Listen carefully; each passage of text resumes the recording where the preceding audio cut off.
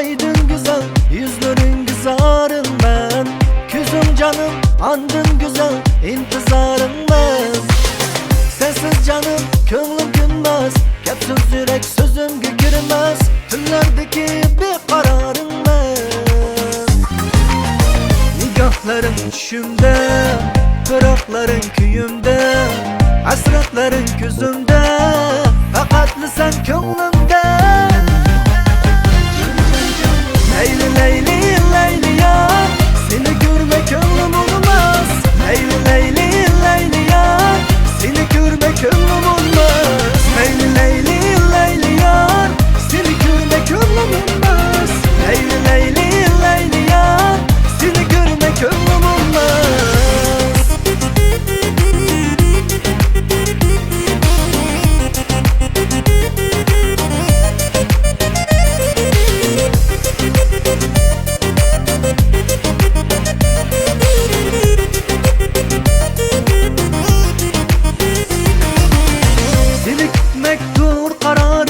Sana aşık yarım ben, yaman gözde seni asra, tel kumarım ben.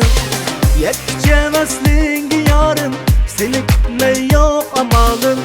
Şen ömürlük vefadar ben.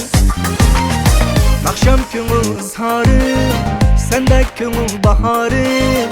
Bu mening ilticarım, yetmesin yar uvalı.